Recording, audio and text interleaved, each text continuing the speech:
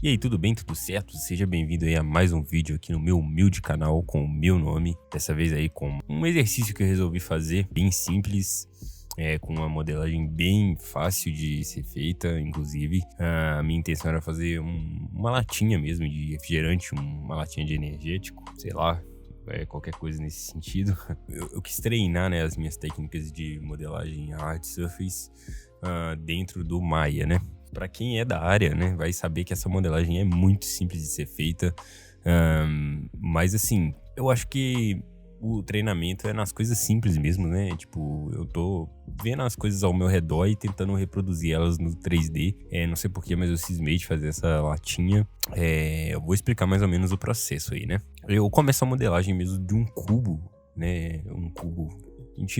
É o padrão mesmo de você começar as modelagens a partir de uma forma geométrica, né? Uma esfera, um retângulo, um triângulo. Triângulo eu não sei se é tão normal assim. Dessa vez eu resolvi fazer um retângulo, né, na verdade. E eu fui colocando aí as edge loops e apertando a tecla 3. Com a tecla 3 eu dou um smooth na malha, né? O smooth é como se fosse uma suavização na malha, né? Ela é como se ela esticasse as extremidades, fazendo com que as quinas não fiquem tão duras, né? E aí você vai controlando esse nível de smooth ao longo da modelagem.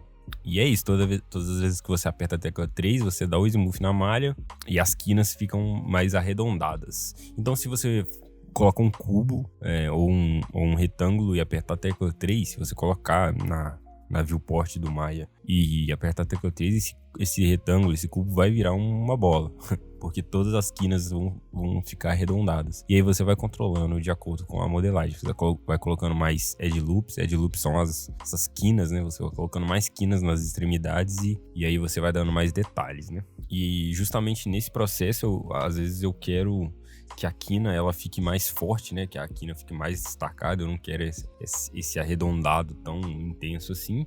E aí eu vou colocando mais edge loops. É como se eu estivesse sustentando a malha ali, né? Quanto mais loops eu coloco na malha, naquela quina, entre aspas, né? Mais rígida ela vai ficando, né? Então, dessa forma eu vou controlando aí a minha malha. Depois de fazer essa blocagem inicial aí, eu vou colocando mais detalhes na malha, né? Essa quinazinha em volta da lata, né? Se você reparar, a lata ela não é um cilindro exato, né? Ela tem, no topo dela tem como se fosse uma muralhazinha em volta, assim. Uma espécie de planície baixa mesmo, assim. Tem uns detalhes dentro dessa planície que é como se fosse um vinco, né? Um vinco em volta da lata, na parte de dentro, né? Então eu vou dando esses detalhes aí, sempre com o smooth ativado. Mas basicamente, como eu disse, essa modelagem é muito fácil, muito simples, essa latinha. Então não foi tão desafiador assim, na verdade. Eu só preciso ir trabalhando os extrudes aí e organizando os pontos mesmo, os loops. O extrude basicamente é quando você cria outra malha em cima da malha que já existe, né? Se você estivesse duplicando aquela face ali, né? Então, se eu selecionar uma área e extrudar para fora, aquilo vai virar como se fosse uma nova fase da malha original. E se eu extrudar para dentro, basicamente eu vou criar um buraco na malha, entendeu? E assim eu vou construindo a forma final do exemplo que eu tô seguindo, né? Nesse processo eu acho que uma das coisas mais importantes é você dominar as ferramentas do software. Você saber exatamente o que você está fazendo dentro do software. Claro que você pode testar, você pode experimentar coisas novas, mas eu acho que para você fazer um projeto do início até o fim, você precisa ter ali um mínimo de conhecimento nas ferramentas, saber os atalhos e tudo. No caso aí eu tô usando o Maya que é um programa aí extremamente usado pela indústria aí do 3D, VFX, games e tal. Eu tô usando ele para aprender e eu acho que eu já tô nessa fase de dominar algumas técnicas, sabe? Algumas, não técnicas, mas algumas ferramentas do programa, sabe? É muita coisa para aprender, claro, mas eu acho que ali o básico eu já tô sabendo entregar dentro do programa. E eu acho que para você entregar um projetinho, nem que seja pessoal, de uma forma eficiente e rápida, sem evitando os erros e tudo, eu acho que é importante você dominar bastante as ferramentas que o programa tá te oferecendo, né? A parada tá ali, você só tem que aprender a usar, basicamente, então é isso. Mas aí, como vocês observam na gravação aí, na captura de tela, em alguns momentos eu fico procurando algumas ferramentas justamente porque eu havia esquecido mesmo onde ficavam algumas coisas assim. Outras eu nem sabia, eu fui aprendendo no processo. Então, enfim, cara, serviu também como uma escola aí, esse projetinho. Nem que seja muito simples, mas, sabe, é nesses exercícios assim que você vai aprendendo, na minha opinião, sabe? Você vai calibrando ali o seu conhecimento, sempre procurando algo mais, né? Outra coisa que ajuda pra caramba é dominar os atalhos do programa, cara. Isso economiza um tempão no seu processo de trabalho e, enfim, só de você não ter que ficar procurando lá na toolbar, né? Popularmente falada. Só de você não ter que ficar caçando naqueles milhares de opções que o programa tem, você já ali saber que se você apertar uma tecla ali, você já vai ter as ferramentas que você quer na hora. Aí isso já economiza, tipo assim, sabe, 50% do tempo que você demoraria se tivesse que procurar isso toda hora, né? Então eu acho que o legal é você dominar também alguns atalhos do programa aí, que acho que isso é com costume mesmo, é com o tempo. Depois de terminar a modelagem, cara, foi a hora de abrir a UV da malha. Que basicamente esse processo seria você criar uma malha 2D a partir da malha 3D que você criou. Um pouco estranho isso, mas acho que de uma forma resumida eu explicaria dessa forma. E nisso, né, em cima da malha 2D que você criou, você pode fazer texturas, né, pro seu modelo em cima da malha, em cima dessa imagem, entre aspas, 2D que você criou a partir do seu modelo 3D. Basicamente isso, explicando assim de uma forma bem resumida, para ficar mais fácil de compreender, né? E nesse processo, cara, de novo eu quebro a cabeça um pouco aí para poder resolver alguns problemas, mesmo que abrir o V é uma parada muito técnica, é uma etapa que exige muito conhecimento técnico, então se você não fizer direitinho, não realizar a abertura da malha e não fazer uma UV redondinha, você pode ter problemas lá na frente na hora de criar texturas para o seu modelo, porque se você criar a malha UV de uma maneira que não seja fluida, entre aspas dizendo, né? Quando você criar uma textura para ser aplicada no seu modelo, aquilo vai ficar desconfigurado também. Então, assim, você precisa fazer bem direitinho essa etapa. Então, eu meio que agarrei um pouco aí para fazer a abertura da malha. E depois disso, eu vou para uma das minhas partes preferidas, que é a texturização. Que é a parte de criar texturas, de brincar com as cores, de fazer acontecer lá na arte.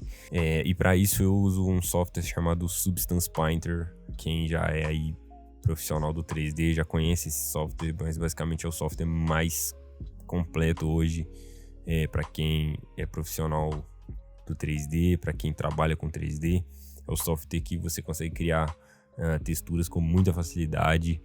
Existem setups de textura prontos lá dentro, que é basicamente você clicar e arrastar para cima do seu projeto e basicamente o seu projeto já vai ficar com a textura realista. Então, assim, o Substance Painter é o software assim mais intuitivo, na minha opinião, para quem quer trabalhar com 3D.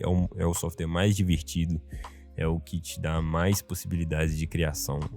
Claro que, assim, é um software exclusivo para criação de textura, então você não vai conseguir modelar no Substance Painter. Para você usar o Substance Painter, você já tem que estar com a sua modelagem pronta, com as UVs abertas e todas essas etapas concluídas, e aí você vai conseguir usar o Substance Painter.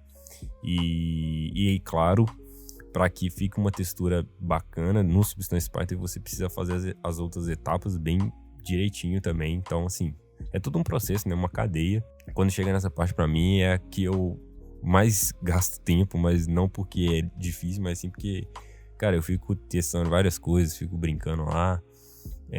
Enfim, cara, durante esse tempo que eu tô estudando 3D, para mim, a parte mais divertida é a parte de criar texturas. E, enfim, é isso. E para exportar, né, o arquivo do Maya para o Substance Painter, eu basicamente exporto ele num formato chamado FBX, que seria tipo meio que um padrão, assim, de exportação de arquivo de 3D. É basicamente qualquer... Quer dizer, não vou dizer todos, né, mas se eu não me engano, a maioria dos programas de 3D conseguem ler esse arquivo, conseguem abrir o FBX como se fosse o PDF do 3D, entre aspas, né? Posso estar falando besteira, mas pelo que eu tô entendendo é isso, né? Eu pego esse FBX, coloco para dentro do Substance Painter e lá ele vai ler o meu arquivo, tanto o 3D em si, né, do arquivo, e aquela malha que a gente abriu, aquele UV que a gente abriu. Nós criamos uma textura. Ele vai ler tanto o arquivo 3D, né, o objeto, quanto a UV que eu abri, né? Ele vai ler aquela imagem que eu fiz para poder criar a textura em cima. Basicamente é isso. E, cara, basicamente depois disso eu só faço alguns ajustes necessários ali, vou testando algumas coisas. Como eu disse, o Substance Painter ele oferece uma variedade muito grande assim de criar texturas. Existem uns Smart Materials, que são basicamente materiais inteligentes mesmo, na tradução literal. Ele vai pegar um material que tem ferrugem, que tem algum desgaste, e vai jogar para dentro do seu arquivo 3D e o próprio programa vai calcular de acordo com o ambiente occlusion ali, né? E aí você vai só calibrando ali se você quer menos ferrugem, mais ferrugem, com mais intensidade, enfim, várias coisas que você pode testar dentro do Substance Painter. Eu basicamente nessa etapa eu fui só brincando mesmo com as possibilidades que eu tinha, né? Depois disso eu pego as texturas que eu criei no Substance Painter, exporto elas separadamente, volto lá pro Maya, coloco todas as texturas em um novo material em cima do objeto que eu criei,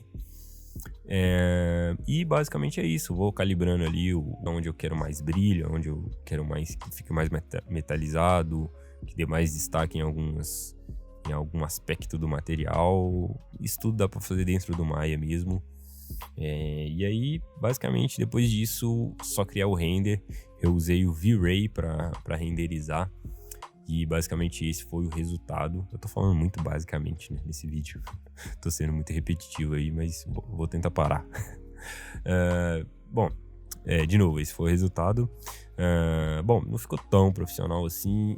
Eu acho que eu poderia, se eu fosse fazer de novo esse projeto, eu faria talvez mudando algumas coisas. Talvez criando um outro formato de latinha, porque eu criei dois aí iguais, né? Mudei só a cor ali da textura, basicamente. Talvez eu teria feito um outro ali para variar, né? E essa textura de asfalto que eu usei para fazer o chão, né? Talvez eu teria usado alguma diferente, porque não ficou tão realista assim essa que eu usei.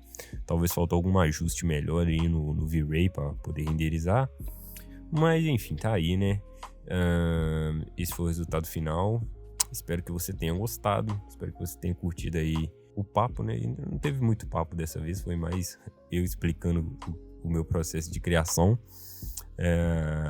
De qualquer forma, pode ajudar alguém aí que tá começando no 3D, né? Que queira ver algumas técnicas diferentes, algum workflow que inspire algo desse tipo. Espero que esse vídeo tenha sido útil para essa pessoa, né? Ou se você só curtiu o assunto mesmo, tá aí de bobeira vendo um vídeo sobre arte, é isso. Se você curtiu aí, dá um like, se inscreve no canal, comenta aí o que você achou da arte e nos vemos em uma próxima, beleza? Um grande abraço, fiquem com Deus e até a próxima. Valeu!